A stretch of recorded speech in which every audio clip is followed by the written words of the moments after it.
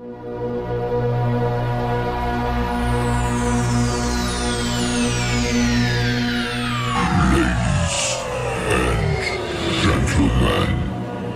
may I have your attention, please?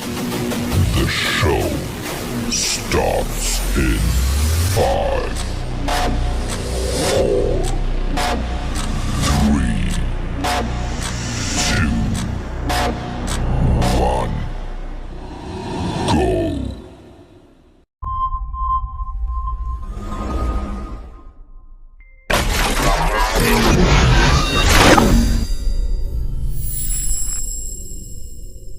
Assalamualaikum and hi everyone. We are from Jack to 206A would like to present about new MPERS and MPSAS.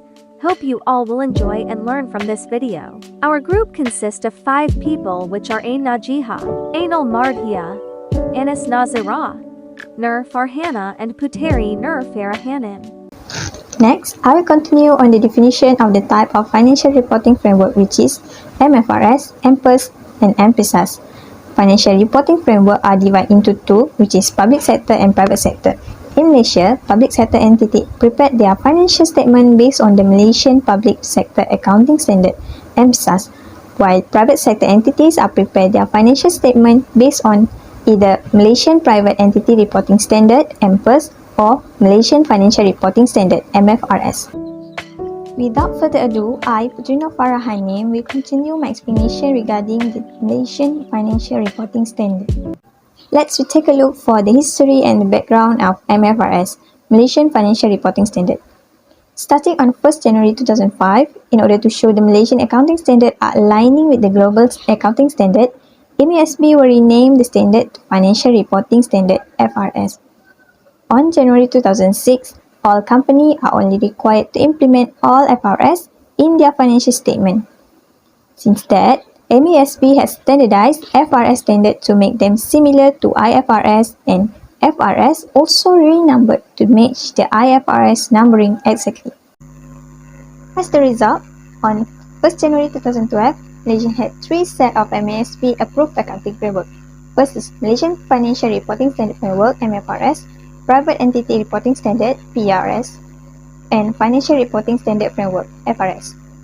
Where starting in January 2012, all entities must use the MFRS framework except for private entity. Next, I'll continue for the case of MFRS 16, the new accounting standard for lease. Okay. In April 2016, MFRS 16 lease was issued to introduce a new model of lease accounting and replace the existing of MFRS 1/17. Where after the effective date on 17 January 2019, it impact on reporting entity that engage in significant of balance sheet listing, for example like service contract of balance sheet, operating lease of balance sheet, and a finance lease on balance sheet. For all of balance sheet are adjusted to the new operational lease practice. The adjustment are include of single lease accounting model, classification of finance versus operating lease is eliminated, short-term and low-value lease are exempted, and also leasing recognize the right of use asset and lease liability at a commencement stage. Right after this, I will show you 2 cases that we can take a look at whether has been impacted or just significantly impacted, which is Hapseng Industri Berhad and Genting Berhad. For the Hapseng Industri Berhad, due to change in MFRS 16 standard, Hapseng is expected to lose around 6,026,000 in financial year 2016. The implementation of MFRS 16 lease are required to recognize the right of use of the underlying lease asset and the future lease payment liabilities in SOFP. The PP under group include the leasehold are reclassified to right of issue asset, which measure at cost less accumulated depreciation and accumulated impairment loss. Next, for Genting Berhad. Due to change in MFRS 16 standard, Genting Berhad is expected to lose significant amount in final year 2016. The implementation of MFRS 16's adoption is there's no impact on the statement of financial position because there's just a significant amount. Then the gearing ratio increased from 34% to to 36% following the adoption of MPERS 16 list as the total debt increased. Assalamualaikum, my name is AINUL. I will continue presenting benefit of implementing MFRS. Basically, MFRS are the common accounting rules which define how a transaction should be reported. It also includes the rules about the information to include or disclose on a financial statement. It is a unitary set of standards that has helped to solve many problems in the accounting world for the organizations. But this system also be responsible for creating the problematic outcome as well. So, MFRS framework was introduced by the MASB and comes into effect on 1st January 2012. It is fully compliant with IFRS framework, which enhance the capability and transparency of financial reporting in Malaysia. The adoption of the MFRS framework was a significant milestone for the capital market. Entities can now accept their financial statement if fully compliant with the IFRS.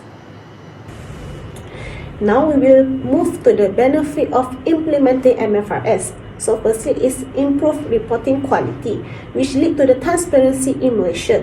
Instead of using multiple accounting standards based on the preference of each country where an organization does business, adopting a IFRS would enable agencies from different segments of the global to apply the same standard in every transactions. The advantage to find here is the increase of transparency, which will then allow to more accessible cross-border investment. It will decrease the cost of capital while providing the higher liquidity during each transactions. Financial statement will provide the comparability, the past performance and the current performance that can lead to the improvement of communication for the user.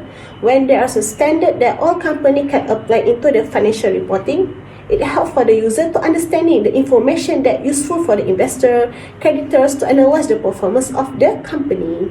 As Malaysia is now following the unified accounting standard, companies can now better compare their performance with the many benchmarks.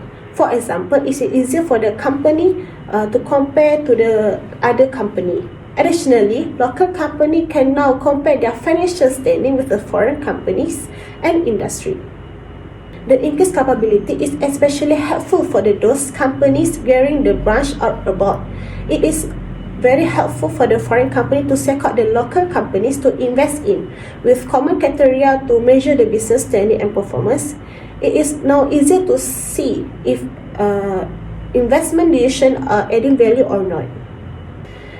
Other benefit by implementing the MFRS is more opportunity for the accounting talents. The changes to IFRS is totally improved of the whole accounting process. With the IFRS, issue and distribute the all standard are resolved. Further, it is also the overall development of the accountancy professions because now Malaysians accountants are eligible and skilled with the global standards. Implementing the IFRS in Malaysia has increased the demand on Malaysia's accounting talents. Multinational companies demand more accounting talents from Malaysia who are eligible and skilled in using the IFRS. Moreover, the adoption of the MFRS or IFRS has opened door for the accountants to go and work anywhere in the world. Next, I will explain the challenges in implementing MFRS. First, costly. The preparation and implementation of plan to follow the IFRS is costly. A budget needs to be set aside to mobilize the functioning agency and sectors in actions. Moreover, accounting and audit fees also can expected to increase with this change in the standards, as these firms have to retain their staff on the new regulation and updates. They have to adjust these expenses in their service fees. This is because the company needs to upgrade the system. The specialists need to be engaged on equity and debt investment, derivative, share-based payment, business combinations and asset held for sale, needs to incur extra costs in auditing fees and need to send the staff for the training. This is because to ensure the accountants are relevant and reliable with the standard, they needs to participate in training to keep updating the knowledge about the MFRS that incur the cost of each employees. it will increase the cost of implementing for the small business also. Only small business provide the local goods and services will receive the burden of these expenses since they be forced to change as well. Since there are a few resources available for SME, it will take them more time and effort to train their staff in this method. This process means that it will sole proprietors, single person LLC and also partnerships, which will bear the burden of this accounting change. Next is increase the complexity in the work scope. It may not be easy for the practitioner to digest the new standard. For example, auditing difficult to understanding the certain accounting standards such as fair value accounting. This issue of fair value accounting and additional disclosure required by the IFRS, they need to expertise to do audit procedure because they do not expert and do not have enough acknowledgement in certain scopes such as geologies of granite store or petroleum reserve. The lack of competency of preparers and auditors in Malaysia to properly interpret standard will also result in additional times and cost to the company in terms of training and employee experts. Lastly is lead to the concern of standard manipulation. The flexibility of IFRS can create numerous benefits, but it also creates a disadvantage with these features. Organization can choose to use only the methods that they wish to incorporate in their reporting, allowing with their financial statement to show the result they desire. This structure makes it easily to incorporate profit or revenue manipulations in the findings, making it easier to hide their financial problems that might be exist. The IFRS can even lead to the fraudulent activities that changes the method of inventory valuations to make more income comes into the profit and loss statement to make it look like the company is better positioned than it actually is.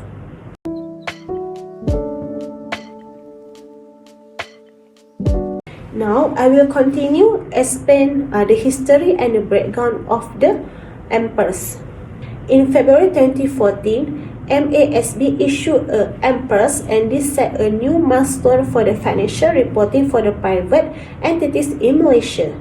MPERS is based successfully on the IFRS for the SME issued by the IASB in July 29. The new reporting framework known as a MPERS framework is effective for the financial statement beginning on or after 1st January 2016 with an early application permitted. Private entity now have a choice of continuing with an existing PERS framework or apply the MFRS framework or by 1st January 2016. Mandatory migration to the new MPERS framework. As a requirement of the first-time adoption of MPERS is retrospective, it is important for the private entities to prepare in advance if they have to migrate the MPERS framework or the MFRS framework in the near future. A common question that private entity will ask is how far off or how different is the current PERS framework when compared with the newer MPERS framework or the MFRS framework. In October 2015, MASB issued an amendment to the MPERS which are equivalent to the amendment to IFRS for SME issued by the IASB in May 2015. The amendment made some minor changes to the standard of MPERS, provide more clarifications or guidelines on the requirement and align some standard to those of MFRS. The amendments are effective of financial statement beginning on or after 1st January 2017 with yearly application permitted. This article is a comparative studies that examine the difference between the MPERS framework and current PERS framework used by the private entities, and with the MFRS framework used by the non-private entities. MPERS is a self-contained standard that comes with 35 sections covering all the relevant areas for the financial reporting by the private entities. That's all for me. Thank you. Hi, Assalamualaikum. My name is NAJIHAH. I will continue this presentation about Section 35, which is Transition to MPERS. It is a prescribed and disclosure requirement for the first-time adopter of MPERS. The purpose of this section is to establish guidance and to ease the reporting burden for an entity first financial statement in accordance with the MPERS and also to ensure that the financial statement contain high-quality information. There is 4 steps for first adopter for MPERS. First step is to determine whether the entity is a first-time adopter of MPERS. A first-time adopter is an entity that presents its first annual financial statement that confirm the MPERS regardless of whether its previous accounting framework was full IFRS, MFRS, FRS or PERS, or whether it ever prepared general purpose financial statement at all in the past. Second step is to determine the date of transition to MPERS. Date of transition is the beginning of the earliest period for which an entity presents full comparative information under MPERS. For entity with 31st December year-end, the first set of MPERS financial statement is effective for the financial year beginning 1st January 2016. The date of transition is therefore 1st January 2015 for this financial statement. Next step is to prepare an opening statement of financial position as the date of transition. There's a general principle underlying MPERS Section 35 is that a first-time adopter should apply all the requirements in MPERS that are effective at the end of the first MPERS reporting period. Lastly, is to prepare MPERS compliant financial statement. For instance, entity is required to make an explicit and unreserved statement of compliance with the MPERS in its financial statement. Entity is also required to explain the effect of the transition from the previous financial reporting framework to the MPERS in its first set of MPERS financial statement.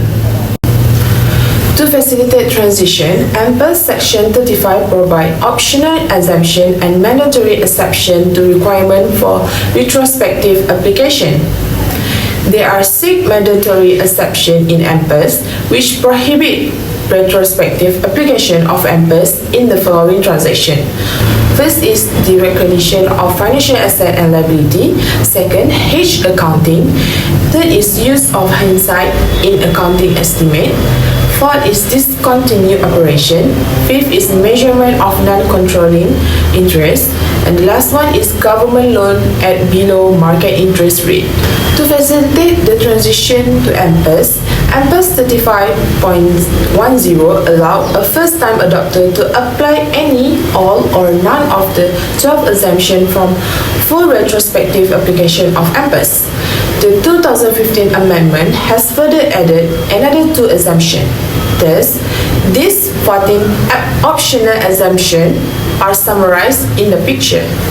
When the first-time adopter chooses to apply a specific exemption, it must then apply the specific exemption for all similar transactions, other events or conditions to ensure the consistency of accounting policy.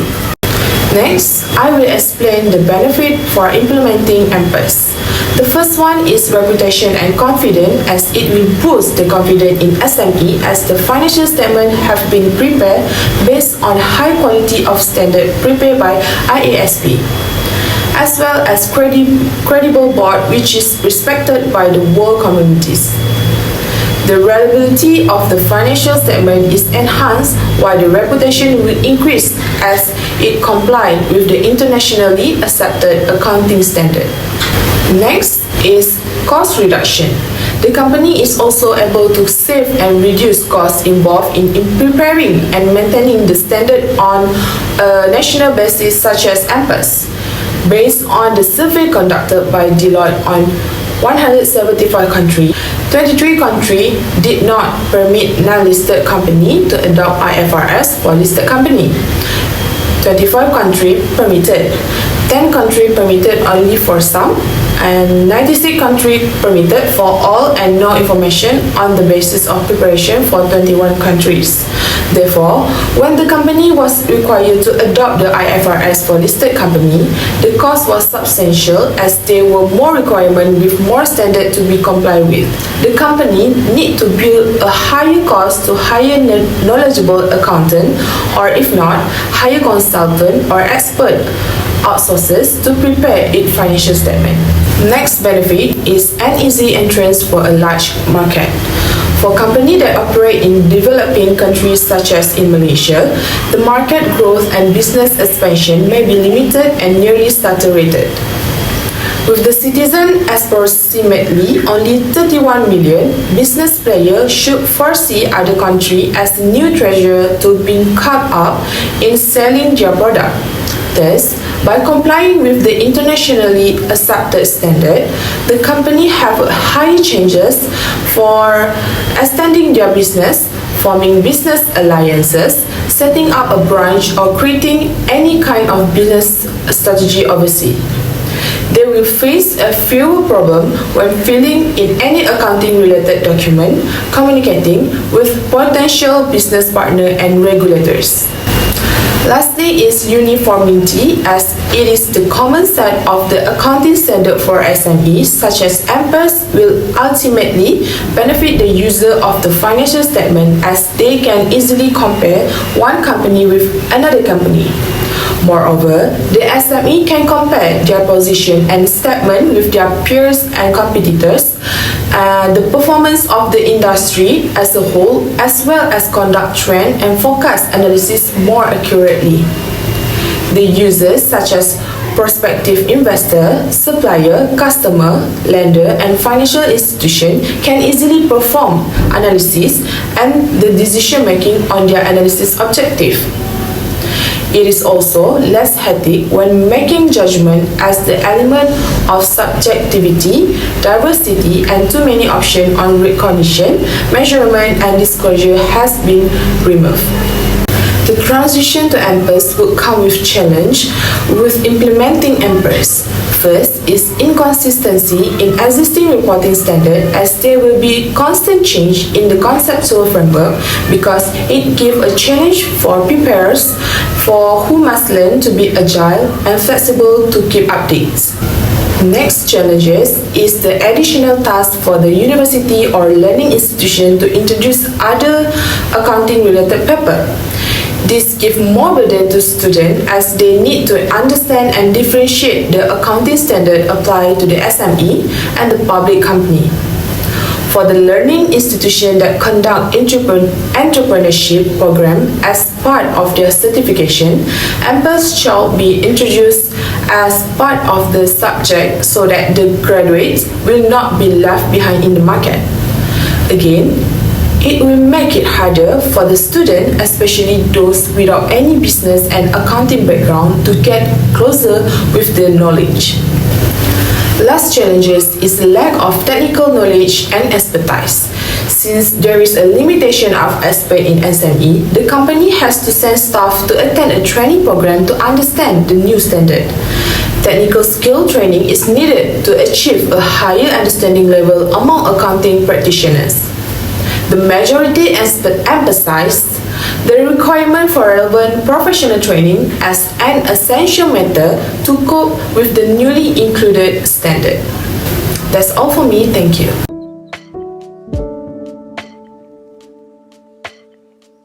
Hi, I'm NAZIRAH. So I would like to explain about Malaysia Public Sector Accounting Standard. So let's start with history of MPSAS. It began in 2005 where Malaysian federal government adopts cash basis IPSAS. In 2011, announcement of Government of Malaysia's accrual accounting adoption. Meanwhile, in 2013, there is the Ministry of Finance issues Treasury Circular detailing benefits of accrual accounting adoption.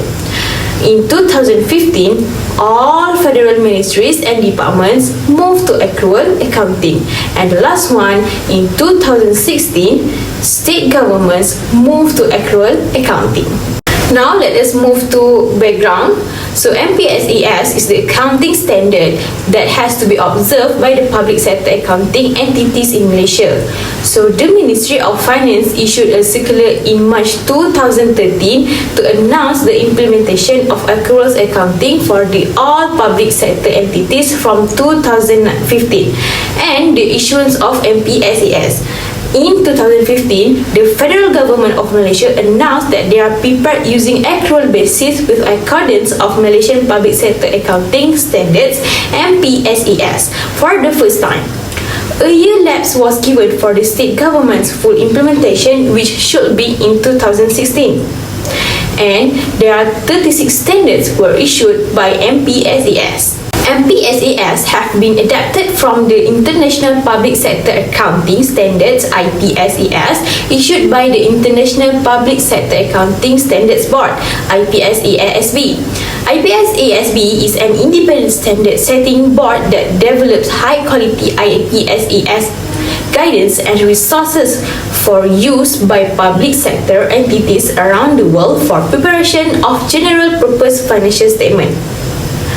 Only minor changes were made to the IPSAS to adapt to the national circumstances, according to IFAC 2013. So there are two committees who were responsible for developing and implementing these MPSAS, which are the first one is the Government Accounting Standards Advisory Committee GASAC, and another one is the Accrual Accounting Steering Committee ACSC. GASAC was responsible for developing the standards. Meanwhile, ACSC is tasked with approving the standards for application in preparing government financial reports. The MPERS will replace the current PERS and must be applied for financial statement beginning on or after 1 January 2016.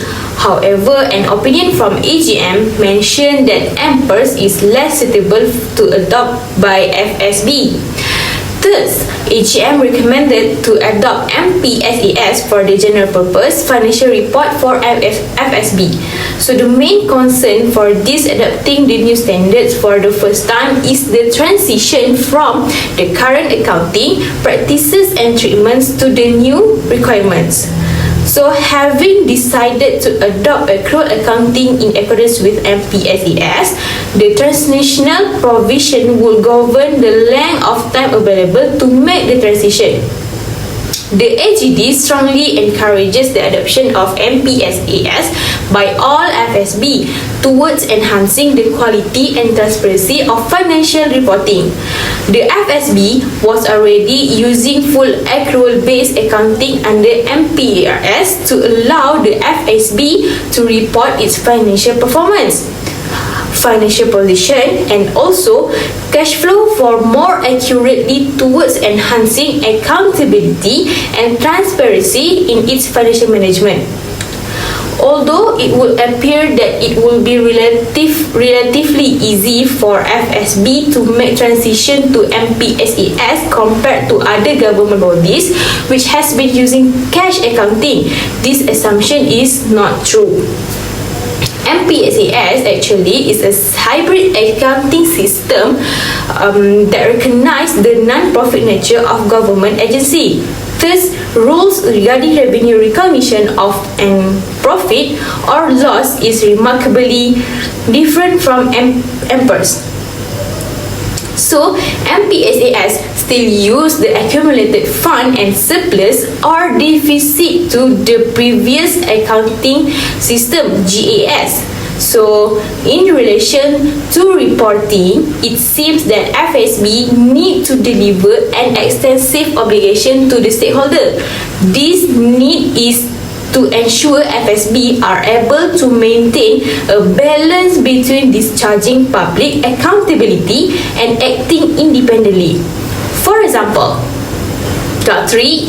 In 1993, commented that the traditional public sector accountability is likely to be compromised when the corporate form is used in public sector agencies, as greater attention is given to its commercial rather than its social objective. Now let us look on the challenges in MPSAS. So the first one is inadequate skill of human resources. This is because MPSAS is still considered as new in Malaysian system. Therefore, it took more time to develop the skills. The second one is conflict in implementing the policies set. So this happened when gathering the information to restate the opening balance. FSB might face issues in data availability and completeness. So this information is required to handling the measurement and valuation of assets, which leads to conflict. And the last one is involve changes a wide range of information system. This is because the implementation of accrual-based accounting need huge scope of the information system. Now let's move to suggestion. So the first one is the public sector needs to integrate a new system as well as improve skills and knowledge of human resources in implementing this accrual-based accounting. Therefore, the government should provide training and has undeniable spend a huge amount of financial resources. The second one is the government should make selection on appropriate accounting policies that are relevant to the local accounting standard that suit the national circumstances. Thus, policy should come first with the guidance of the standard. This is because the FSB are given greater autonomy compared to other government departments. It is argued that accounting system and budgeting system need to be closely aligned to provide good financial information. The last one is integration of information technology. The capacity of a country must be able to respond to the additional requirement in the implementation of accrual-based accounting in public sector. Furthermore, the transition is not only required financial resources but also need the information technology expert. Therefore, the government need to consider redesigning the system to make sure it can support accrual-based accounting that has been adopted.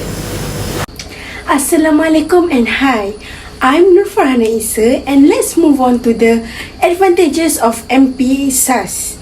Accrual accounting is the accepted method of accounting worldwide for private.